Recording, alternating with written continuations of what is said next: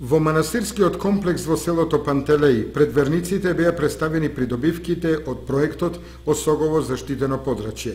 Проектот го реализираше Македонското еколошко друштво. Целта да ни се оствари бидејќи има доволно голем број на луѓе кои што би требало да слушнат повеќе за убавините на Осоговските планини.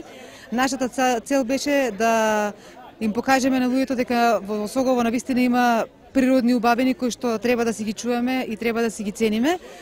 Ние тоа го идентификувавме преку проектот за Осоговските планини. Осоговските планини во Балканскиот зелен појас е насловен проектот. Идентификувавме дека навистина има вредни работи за заштита на Осоговските планини, растителни животински видови кои што некои од нив се застапени само овде, се среќаваат само на Осоговските планини, како што е лопенот, лесновскиот лопен, како што се значените видови на грабливи птици, како што е царскиот орел, кој што лета на овие простори, се храни овде и е една од светски загрозените видови на птици, односно веќе во светски рамки, значи се воспоставиле критериуми дека треба таа птица да биде заштитена. Тоа е само еден мал дел од она што е богатството на Осоговските планини.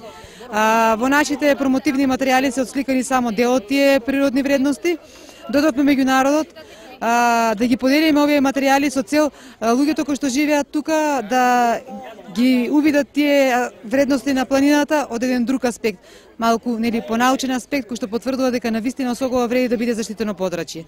Проектот се реализира од страна на Македонското еколошко друштво во соработка со општините од Осоговскиот регион, вклучено е Министерството за животна средина и просторно планирање, а финансиски е покриен од Франкфуртското зоолошко друштво и Пронатура.